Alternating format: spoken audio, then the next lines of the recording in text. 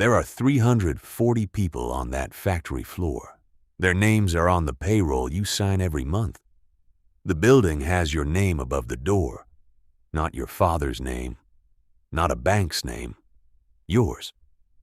And it started with a set of tools worth $340 and a problem nobody else thought was worth solving. Same alarm, same 40-minute commute, same dealership where you have worked for 11 years, $2,340 a month before tax. You are good at this, better than good. You can hear what is wrong with a car before the owner finishes describing it.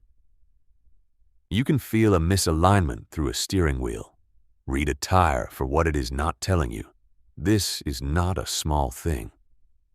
Most people spend their entire lives never being genuinely excellent at anything. You just chose the wrong place to be excellent. It starts on a Tuesday. A BMW comes in, rear suspension, worn bushings, 63,000 miles. You log it, fix it, move on. Wednesday, a Mercedes, same problem, different badge, same part, same mileage. Thursday, an Audi, 61,000 miles, rear suspension, bushings, 3 different manufacturers, 3 different price points. One identical failure. You pull the failed parts and line them up on your workbench. The rubber compound is the same. The degradation pattern is the same. This is not a coincidence. This is a design flaw that 3 of the world's largest car companies share and nobody has publicly solved. You take the parts home. Your wife thinks you have a new hobby. You do not correct her. You research the rubber compound, the temperature range at which it fails, the road surface conditions that accelerate the degradation. You design a replacement using polyurethane, denser, more heat-resistant. You machine the first prototype yourself. You fit it to your own car and drive 8,000 miles over 6 months. It doesn't fail. You have a product. You do not yet have a company. That distinction is about to cost you. You approach 2 investors.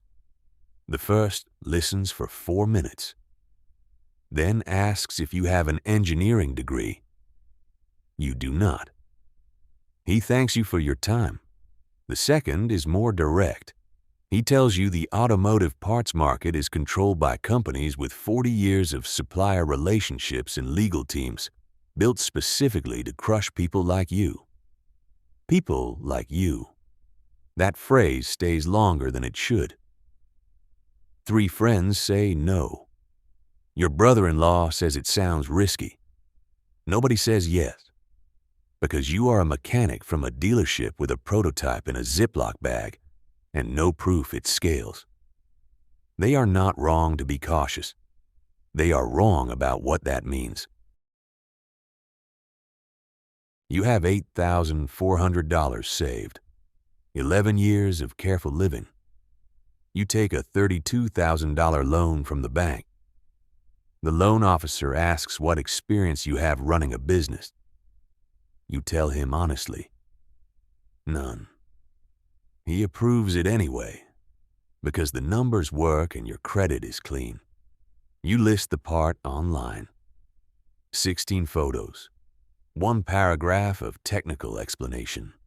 $89 per unit. You wait. 12 orders in the first week. $1,068. You do not celebrate. You panic, because you have 12 customers and no production line. You fill the first orders by hand. 4-hour nights. By month 3, you have 340 orders. By month 6, you have a margin problem. The kind where your product works, but your numbers do not yet. You raise the price to $127. Lose 9% of customers. Revenue goes up. That is your first real business lesson. And it cost you nothing but the courage to test it.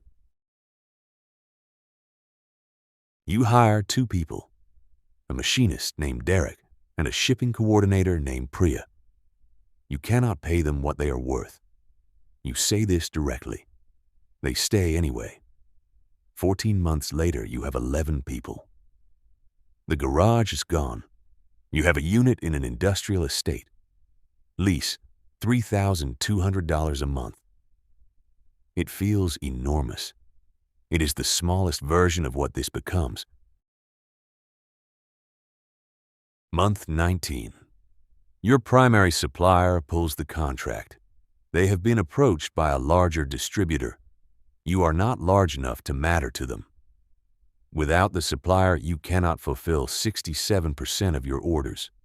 Your account has $3,200 in it. You owe $47,000 on the original loan and a new $28,000 equipment lease. You sit with those numbers for a long time. You let 4 people go. Good people who trusted you. It is the worst day of your professional life. It is not the last hard day, but it is the one you never stop thinking about. You go back to the beginning, not the supplier problem, the actual problem. You are selling one part to a fragmented market with no brand identity. You license the design to 2 European distributors and use that revenue to fund direct-to-consumer in North America. You expand the product line, 4 SKUs instead of 1, each targeting a different failure point you know from 11 years of hands-on experience. 6 months later, the account does not read $3,200. It reads $214,000. You look at that number the same way you once looked at $1,068. Year 4, $1,200,000 in revenue. Year 8, $6,400,000, 31 people. Year 11, $14 million. You stop counting the people because someone else does that for you now. Year 14, a private equity firm values the company at $200 million. They want 60%. You sell 40. You stay. You missed your son's first birthday. There was a production crisis. You chose the crisis. You have never fully stopped choosing the work. That is not the version of success anyone puts in a presentation. But it is the one that is true. The tools from the garage, the first set, the worn ones, they are in a glass case now. In the lobby of the building with your name above the door. Not as a trophy. As a reminder that the distance between those tools and this building is not talent. It is 14 years of not stopping. If you are building something right now, something the people around you do not yet believe in, this channel is for you.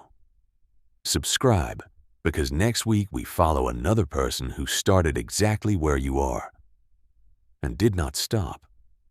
Drop a comment below. What is the one thing standing between you and the business you know you could build? We read everyone.